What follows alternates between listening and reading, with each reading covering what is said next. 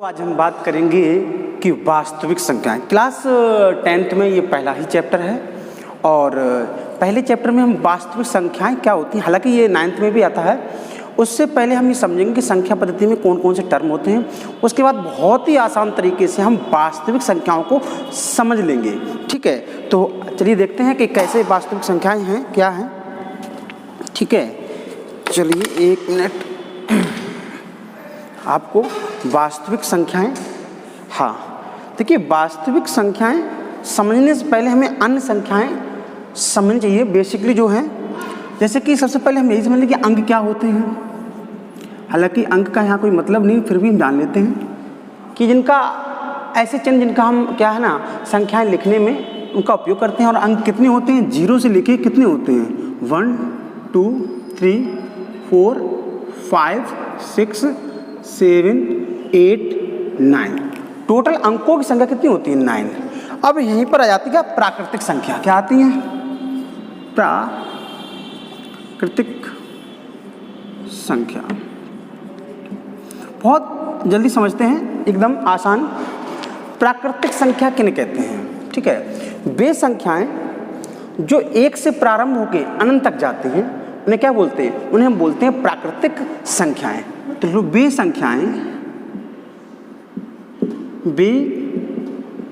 संख्याएं जो 1 से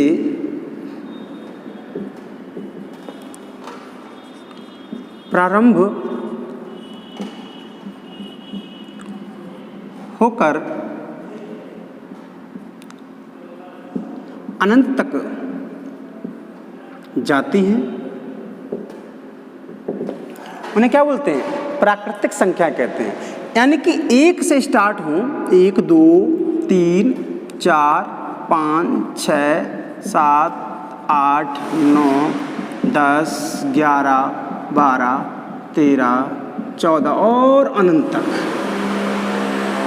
क्या है, अनंत तक।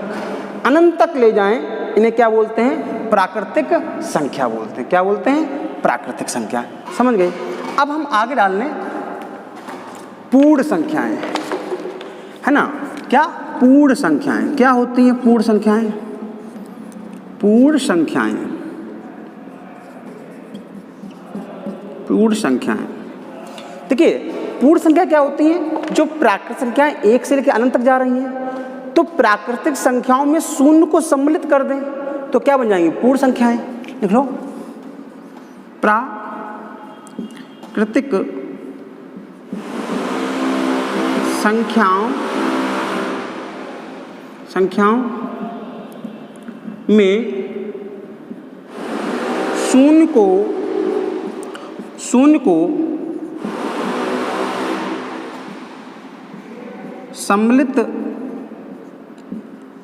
करने पर क्या बनती हैं, पूर्ण संख्या बनती हैं। क्या बनती हैं, पूर्ण संख्या।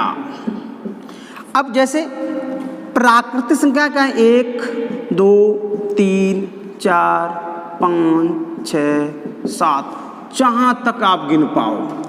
तो ये तो प्राकृतिक, इनमें क्या है, 0 को भी शामिल कर दो, शून्य को भी शामिल कर दो। अब जो संख्या 0 से प्रारंभ होंगी, या आप ऐसे कह लिए वे संख्याएं जो 0 से प्रारंभ होती हैं उन्हें क्या बोलेंगे, हम प्राकृतिक संख्याएं बोलेंगे। ठीक है ना। इतना आप नोट करें, फिर हम आपको बताएं पूर्णांक, है ना। हटाओ आप इसको, ठीक है, ओके।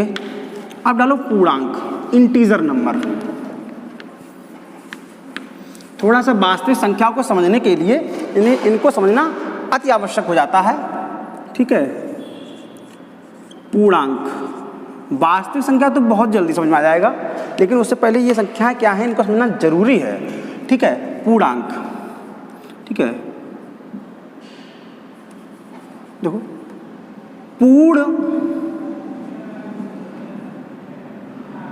संख्याओं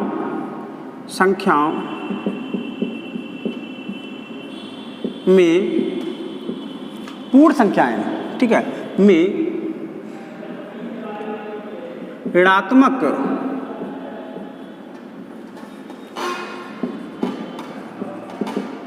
संख्याओं को शामिल करने से पूर्णांक बनता। क्या बनता है? पूर्णांक। पूर्ण संख्याओं में ऋणात्मक संख्या, या कह लो कि धनात्मक संख्या, ऋणात्मक संख्या और शून्य का जो समूह है उसे क्या बोलेंगे हम? पूर्णांक कहेंगे। जरा इसको संख्या रेखा समझते हैं। संख्या रेखा पे समझिए, संख्या रेखा कोई है, बीच में आप शून्य को मान लें और इस तरफ क्या है हम जानते हैं, 1 2 3 4 5 6 7, ठीक है, और अनंत तक कोई दिक्कत नहीं है। -1 -2 -3 -4 -5 -6 -7 और कहाँ अनंत तक। यानी कि एक ऐसा समूह है जिसमें क्या आप यहाँ से देख पा रहे होंगे कि अगर हम संख्याओं को यहाँ से देखें 1 से लेके अनंत तक, तो ये क्या होंगी? प्राकृतिक संख्याएं होंगी, है ना। हमने पढ़ा है 1 से लेकर अनंत तक क्या होती है? प्राकृतिक संख्या होती हैं। लेकिन अगर हम शून्य से पढ़ें, शून्य से लेकर अनंत तक, अगर शून्य को भी शामिल कर लें तो इन्हें क्या बोलेंगे हम?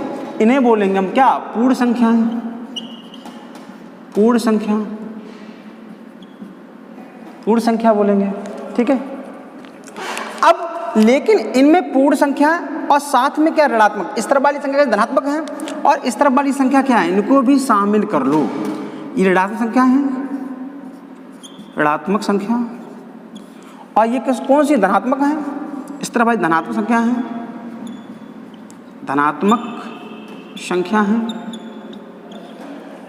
इस तरफ धनात्मक, और ये क्या है साथ में? ये शून्य है। कुछ वर्क चल रहा है बगल में इसलिए थोड़ा सा शोर सा लग रहा है, कोई दिक्कत नहीं, कंटिन्यू नहीं है, हल्का सा होता है फिर वो रुक जाता है।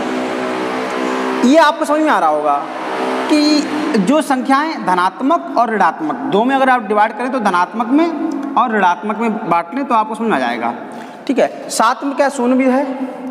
तो इन पूरी संख्याओं का समूह क्या कहलाता है? पूर्णांक कहलाता है। पूर्णांक में 0 से लेके धनात्मक और इस तरफ क्या है? ऋणात्मक संख्याएं पाई जाती हैं। जिनमें धनात्मक और ऋणात्मक दोनों ही संख्या पाई जाए उन्हें क्या बोलते हैं? पूर्णांक बोलते हैं, ठीक है। इतनी तो बात हो गई है। अब हम कहाँ चलते हैं? अब हम चलते हैं कि वास्तविक संख्याएं क्या हैं, ठीक है। तो इतना ठीक है, पूर्णांक तक हो गया है, हाँ इतना ठीक है, ओके। इसके बाद ना परम संख्या नंबर आएगा, ठीक है, चलें हटाएं, ओके। हाँ देखिए अभी परम संख्या तो हम पढ़ ही चुके हैं। तो आप एक बात समझिए कि हम एक ग्राफ को बनाते हैं, ये आप जरा बनाएं ऐसे करके, ये समझिए आप। सबसे पहले ऊपर क्या रखें हम? परिमेय संख्याएं। कौन सी रखें?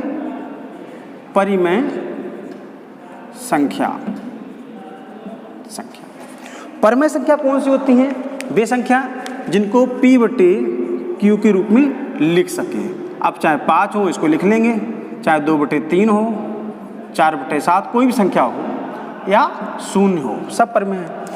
परिमेय संख्याओं में कौन सी वे संख्याएं आती हैं जिन्हें क्या बोलते हैं हम? परिमेय संख्या आती है पूर्ण संख्याएं। कौन सी आती हैं?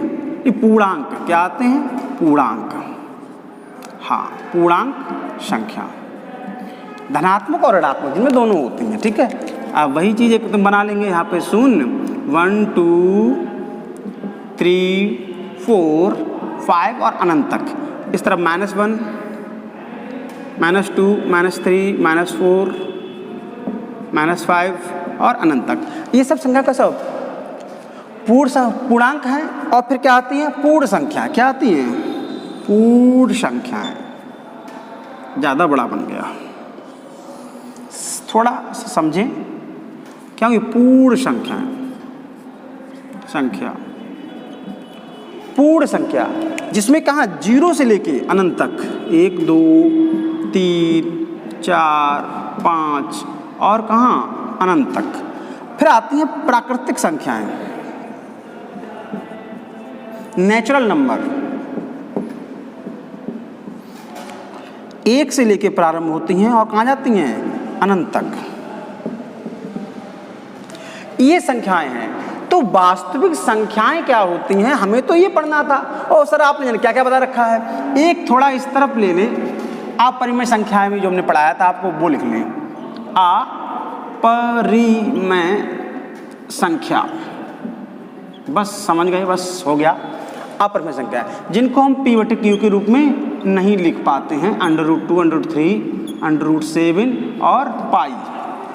ठीक है, चलो अब क्या करें, इन दोनों को क्या करें, ऐसे मिला दें और ये हमारी क्या हो गई, वास्तविक संख्याएं। कि सर हम समझे ही नहीं कि कैसे हो गई वास्तविक संख्याएं। देखिए, परिमेय संख्याएं तथा अपरिमेय संख्याओं को सम्मिलित रूप से, परिमेय संख्या ले लो और अपरिमेय संख्या ले लो, इन दोनों संख्याओं को क्या करो, आप एक डब्बे में बंद कर दो, परिमेय को भी डाल दो, अपरिमेय को डाल दो। तो जब ये इसके अंदर ये पूरा घोल बनेगा ना, मिश्रण, परिमेय और अपरिमेय संख्याओं का जो सम्मिलित रूप होगा वो क्या कहलाएगा, वास्तविक संख्या कहलाएगा। समझ गए, ये बड़ी आसान ट्रिक थी। लेकिन ये मैंने क्यों बनाया, इसको थोड़ा समझ लें।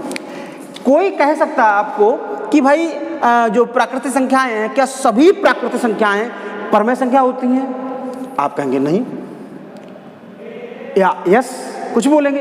तो जाहिर सी बात है, देखिए मैं ये परिमेय संख्याएं, परिमेय संख्या का पूरा गोला है ये, उसके अंदर प्राकृतिक, देखो परिमेय संख्याओं के अंदर कौन सा, पूर्ण संख्या, पूर्ण संख्या के अंदर क्या आती है, पूर्णांक के अंदर क्या आती है, पूर्ण संख्या, और पूर्ण संख्या के अंदर क्या आती हैं, प्राकृतिक संख्याएं। समझेंगे कैसे, समझेंगे हम, देखो ऐसे मान लीजिए आप लोगों ने एक बड़ी अच्छी चीज देखी, बहुत अच्छा एग्जाम्पल बता रहे हैं, आपको हंसी आएगी। आपने शादी ब्याह में दरवाजा होता वो जरूर देखा होगा, और उस दरवाजे में आपने एक चीज देखी होगी कि जो दरवाजे में जो डेग वगैरह जो आते हैं, बर्तन आते हैं, और एक बर्तन बड़ा होता है, फिर उससे छोटे, उससे छोटे, उससे छोटे। जब वो लोग ले जाते हैं अपने घर पे लड़के वाले, तो वो सब उसी में भर लेते हैं, उसको निकालते उसके अंदर, उसके निकालते उसके अंदर, और सब एक ही में आ जाते हैं। क्यों, ऐसा क्यों होता है? ऐसा इसलिए होता है, मान लीजिए 25 kg का है कंटेनर, तो इसके अंदर 20 kg वाला आ जाएगा, है ना, और उसके अंदर 15 kg वाला आ जाएगा, है ना। थोड़ा कंटेनर ही बनाएं तो ज़्यादा अच्छा रहेगा। 20 kg का आ जाएगा, और उसके अंदर उससे छोटा आ जाएगा 15 kg का, और 15 kg के अंदर आ जाएगा 10 kg का छोटा वाला। ये इसके अंदर फिट हो जाएगा, ये इसके अंदर फिट होगा, ये इसके अंदर फिट होगा। यानी कि अगर इन सब की बात करें तो सब इसके अंदर आ जाएंगे। और ये क्या है, ये है परिमेय संख्या। परिमेय संख्या के अंदर पूर्णांक, पूर्ण संख्या, प्राकृत संख्या सम्मिलित होती हैं। समझ गए? अगर कोई बात कहे कि सभी पूर्णांक परिमेय संख्या होते हैं, आप कहेंगे नहीं, क्योंकि पूर्णांक में धनात्मक और ऋणात्मक और शून्य होता है। इसमें क्या होते हैं, p/q के रूप में होता है। ऐसा नहीं होगा। आप बोलेंगे क्या सभी प्राकृतिक संख्याएं पूर्ण संख्याएं होती हैं? आप कहेंगे नहीं। क्यों? क्योंकि प्राकृतिक संख्याएं 1 से प्रारंभ होती हैं और पूर्ण संख्याएं 0 से प्रारंभ होती हैं। लेकिन कोई उल्टा पूछ दे, क्या सभी पूर्ण संख्या प्राकृतिक संख्या होती हैं? आप कहेंगे यस। क्यों? क्योंकि सभी पूर्ण संख्याएं 0 से प्रारंभ होती हैं और साथ में उनमें क्या 1 2 3 4 5 यानी कि प्राकृतिक संख्या भी होती हैं। तो इन दोनों संख्या परिमेय तथा अपरिमेय, कुछ ड्रिल हो रहा, परिमेय तथा अपरिमेय संख्याओं का सम्मिलित रूप ही वास्तविक संख्या कहलाता है। आप लिख लो परिमेय तथा अपरिमेय संख्या का